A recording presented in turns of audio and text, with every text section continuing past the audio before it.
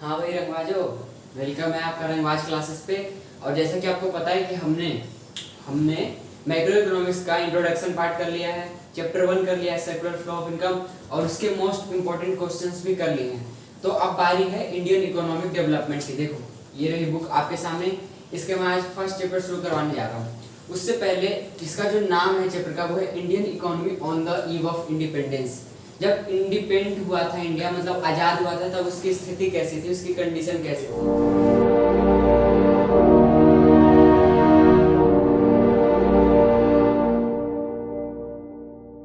तो मेन बात क्या है कि देखो बाहर से ब्रिटिशर्स आए थे, ठीक है, राज करा था उन्होंने, कम से कम इंडिया पे 200 वर्षों तक राज किया था, 200 इयर्स, ठीक है। इसकी जो शुरुआत हुई थी, ओरिजिन ऑफ ब्रिटिश कैसे हुई थी, बैटल ऑफ प्लासी से हुई थी, और ये लड़ा गया था 1757 में। जब ये हुआ था उसके बाद से ही ब्रिटिशर्स हमारे इंडिया में आए और इंडिया में बिल्कुल धांधली मचा दी, लूट लिया इंडिया को। तभी तो देखो कभी आपने सुना होगा कि इंडिया को एक वक्त सोने की चिड़िया कहा जाता था। क्यों कहा जाता था? क्योंकि यहाँ पे सभी चीजें भरपूर मात्रा में थी, सोना चांदी सब कुछ, बिल्कुल सारे रिसोर्सेज थे हमारे पास कि जैसे डेवलप्ड कंट्री के पास जो होते हैं ना, वो सब था हमारे पास। लेकिन ये बहन के भाई आए और सारे लेके चले गए, ठीक है जी। उसके बाद से हम पढ़ेंगे कि जब आज़ादी मिली हमको, तो हमारा जो था वो कंट्री कैसा था ईव ऑफ इंडिपेंडेंस पे, इंडियन इकोनॉमी जो थी हमारी कैसी थी। तो देखो उनका क्या पर्पस था ना, उन्होंने यहाँ से बहुत सारे जो रॉ मटेरियल थे वो ले जाते थे और वहाँ से फिनिश गुड्स लाते थे, और चालाक थे इतने थे भाई कि वहाँ से ही फिनिश गुड लाकर यहीं पे हमारे मार्केट में ही बेच देते थे सस्ते दामों पे, ले जाओ। चीप गुड्स होते थे क्योंकि मशीनरी के यूज से बनाते थे वो, ठीक है। देखो उन्होंने कौन कौन से सेक्टर को लूटा। पहला एग्रीकल्चर, दूसरा हमारा है फॉरेन ट्रेड, और उसके बाद इंडस्ट्री। इन तीनों सेक्टर में उन्होंने बहन के भाइयों ने धांधली मचा दी, सब जगह लूटपाट मचा दी कि इंडिया को जितना लूट सके लूटो। क्योंकि हमारे लोगों को उतना पता नहीं था उस वक्त, इतनी लिटरेसी थी नहीं हमारे भारत में कि सब शिक्षित हों, सब पढ़े लिखे हों कि करे नहीं तो ऐसे कैसे कर रहा है, ये सब नहीं कर सकते थे वो। देखो पहले बात करते हैं एग्रीकल्चर सेक्टर की, उन्होंने क्या क्या करा था। तो देखो agriculture sector on the eve of independence, आजादी के वक्त हमारा जो कृषि क्षेत्र था, एग्रीकल्चर सेक्टर था, वो कैसा था। तो देखो जी, दो इसमें रीजन थे। During pre British period Indian agriculture was backward due to various reasons. देखो प्री ब्रिटिश पीरियड मतलब ब्रिटिश पीरियड के दौरान जब वो हम पे शासन कर रहे थे, वो माँ के लाडले जब शासन कर रहे थे हम पे, तो जो हमारा एग्रीकल्चर सेक्टर था वो बहुत ही बैकवर्ड था। बैकवर्ड मतलब होता है पिछड़ा था, उतना ज्यादा डेवलप नहीं था, क्योंकि हमारे पास टेक्नोलॉजी थी नहीं, होती टेक्निक्स थी नहीं जिससे कि हम प्रोडक्शन अच्छा कर पाए, और उन्होंने लूटा था ना। सेकेंड जो है, approx 85% of countries population were living in rural areas and they were totally dependent on agriculture sector for their livelihood. अब हमारे देश की जितनी आबादी है, 80 टोटल आबादी में से, मतलब टोटल पॉपुलेशन में से 85% पॉपुलेशन उस टाइम पे लगी हुई थी किसमें, एग्रीकल्चर सेक्टर में, फॉर देयर लाइवलीहुड, अपना जीवन चलाने के लिए एग्रीकल्चर सेक्टर में लगी हुई थी। फिर प्रोडक्शन क्या था, 0 बटा सन्नाटा, कुछ नहीं हो रहा था इससे भी। सोचो 85% एक बहुत बड़ी वो होती है, डाटा होता है। 85% मतलब 100% में से 85 माइनस करो 15 बचेगा, ठीक है जी। अब 15% क्या ही करेंगे, 85% जबकि लगे थे एग्रीकल्चर सेक्टर में, फिर भी जो था ये बिल्कुल बैकवर्ड था, स्टैग्नेंट था। अब गाली देने का मन कर रहा है हमको, कर रहा होगा, बहन के भाई थे ही वो ऐसे, सब लूटपाट मचा दिया हमारे यहाँ। अब आपको लेके चलता हूँ आगे की क्या क्या रीजंस थे जिसकी वजह से ये जो हमारा एग्रीकल्चर सेक्टर था वो बैकवर्ड। अब बारी आती है main reasons for stagnation in agriculture sector. Agriculture sector में 85% पीपल लगे थे, 85% ऑफ द टोटल पॉपुलेशन लोग लगे थे, मैंने आपको बताया। तो उसके पीछे रीजन क्या था, ये स्टैग्नेशन क्या होता है। स्टैग्नेशन मतलब एक जगह पे रुके होना, स्थिर, ना आगे बढ़ रही है ना पीछे हट रही है, खराब है तो खराब ही है, अच्छा है तो अच्छा ही, ना उससे ग्रोथ कर रहा है ना पीछे जा रहा है। तो ये स्टैग्नेशन का क्या था, ये मेन रीजंस क्या थे। तो पहला रीजन है land settlement system. Land settlement system इसके अंदर आता है, देखो पहले बता देता हूँ, ये एक मोस्ट इंपॉर्टेंट रीजन है एग्रीकल्चर सेक्टर के स्टैग्नेशन का। इसमें आता है जमींदारी सिस्टम। आपको शायद पता होगा जमींदारी सिस्टम क्या होता है। देखो इसको इंट्रोड्यूस किया था लॉर्ड कॉर्नवालिस ने 1793। कानवाली नहीं, कॉर्नवालिस, लॉर्ड कॉर्नवालिस।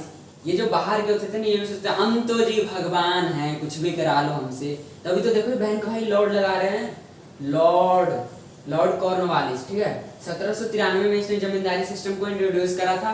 इसके अंदर क्या था देखो, एक ट्रायंगुलर रिलेशन था, किसके किसके बीच में, ब्रिटिश गवर्नमेंट, ये देखो ब्रिटिश गवर्नमेंट, जमींदार और टेनेंट्स या फार्मर्स, टेनेंट्स को ही फार्मर्स बोलते हैं। देखो अब ध्यान से समझना होता क्या है, ब्रिटिश गवर्नमेंट जो था उसने बोला था, पहले आपको समझा दूं, ब्रिटिश गवर्नमेंट तो समझते हो कौन है, वही अंग्रेज गोरे, वही जो जिसके वैसे मुंह होते हैं, समझ गए होगे। देखो जमींदार, सेकंड पे था जमींदार। जमींदार क्या होता है, ऑनर्स ऑफ द लैंड होते थे, ये जमीन के मालिक होते थे। और टेनेंट्स और फार्मर्स तो आपको पता ही है। तो ब्रिटिश गवर्नमेंट ने जमींदार से ये कहा था, ओ भैया सुन इधर आ, बहन के भाई इधर आ, उसने बोला था इधर आ, सुन मेरी बात, मैं तुझे यहाँ के आसपास के 4-5 गांव दे रहा हूँ, वो तेरे अंडर काम करेंगे, ठीक है। वहाँ के जो फार्मर्स हैं उसको एक फिक्स लगान लेना है, उसे फिक्स सम लेना है, उतने पैसे लेने हैं। तो ब्रिटिश गवर्नमेंट ने मतलब वहाँ के जो अंग्रेजी सरकार थी उसने जमींदार को बोला कि हम तेरे से एक फिक्स सम लेंगे। मतलब मान लो कि ब्रिटिश गवर्नमेंट ने बोला कि हम जमींदार से मतलब तेरे से हर महीने 500 रुपए फिक्स सम यानी कि लगान के तौर पे लेंगे।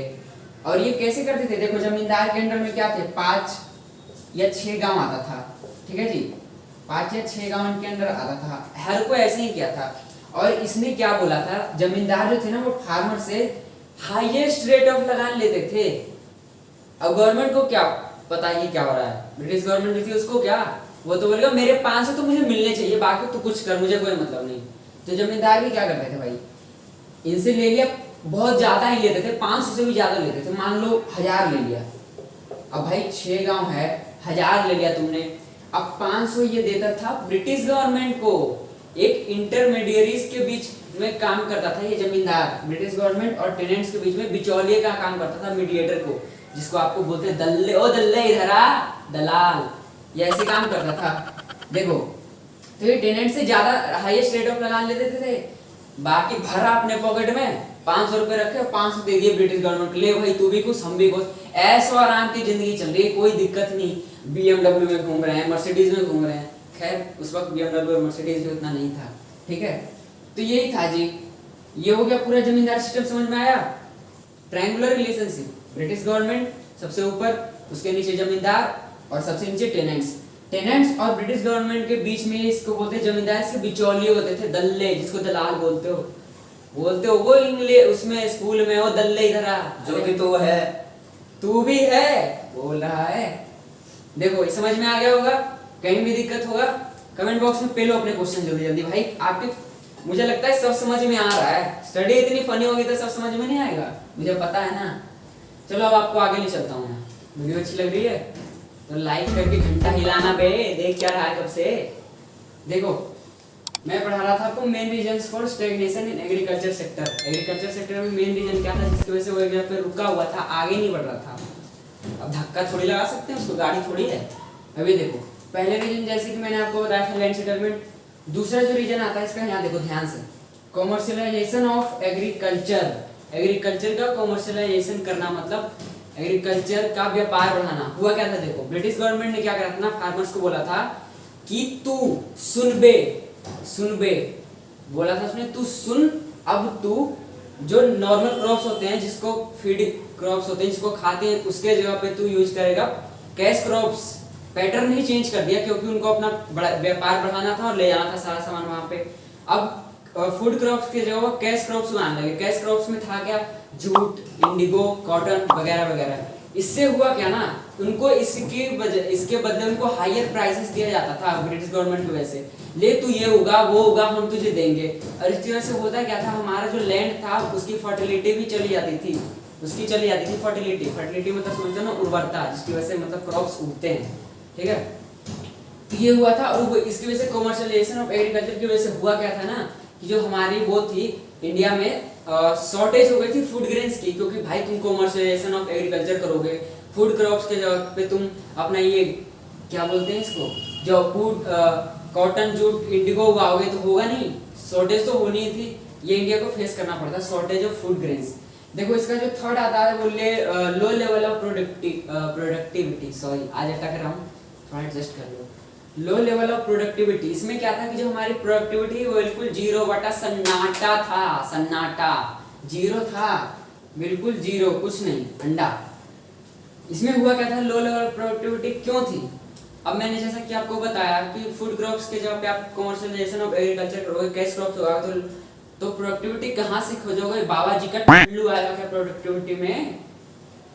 फोर्थ है हमारा dependence on rainfall. Agriculture sector में ये भी एक बड़ा ड्रॉबैक था कि देखो डिपेंडेंसी ऑन रेनफॉल थी, बिना रेनफॉल के इरिगेशन फैसिलिटीज अवेलेबल ही नहीं। अब आपने फसल उगाया, अब वो इंतजार करो भगवान पानी बरसाएंगे, भगवान पानी बरसाएंगे, जब खेतों को हमारे मिलेगा जाके तब अच्छे होगा। अब भाई इरिगेशन फैसिलिटीज नहीं थी, ट्यूबवेल्स नहीं थे, नहरें नहीं थी, तब इतनी मशीनरी नहीं थी, वो नहीं था जिससे क्या बोलते हैं पानी निकालते हैं, उसको बताना क्या बोलते हैं, मैं भूल रहा हूँ, वो सब चीजें थी नहीं, तो डिपेंडेंसी और रेनफॉल बढ़ गई थी। फिफ्थ था हमारा स्कार्सिटी ऑफ इन्वेस्टमेंट। इतना सब करने के बावजूद भी हमारा जो एग्रीकल्चर सेक्टर था वो स्टैग्नेशन था उसमें। इसका जो एक रीजन है स्कार्सिटी ऑफ इन्वेस्टमेंट है, इन्वेस्टमेंट उसमें कुछ था नहीं, जबकि आप कैश क्रॉप्स भी उगा रहे थे फूड क्रॉप्स के जगह, उसके बाद भी कुछ नहीं हो पाया था, सब बाबा आदम के जमाने में ही चल रहे थे, समझे? तो ये जो थे बेसिकली मेन रीजंस थे जिसकी वजह से एग्रीकल्चर सेक्टर जो था उसमें स्टैग्नेशन था। इसमें एक दो पॉइंट वो है और मैं करवा दूंगा, ये देखिए ये सब था, ठीक है।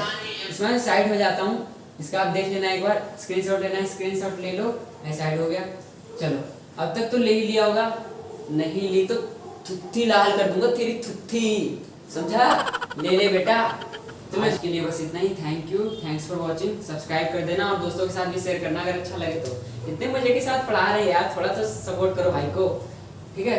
ये हो गया आज के लिए, अब मिलते हैं नेक्स्ट वीडियो में। नेक्स्ट वीडियो में आपको करवाऊंगा 2 टॉपिक्स और बचे हैं, एक शेयर क्रॉपिंग और एक कॉलोनियलिज्म, ये आता है वो नेक्स्ट टॉपिक में करेंगे, ठीक है। और नेक्स्ट टॉपिक में हमारा इंडस्ट्रियल सेक्टर में खत्म हो जाएगा। So thank you so much.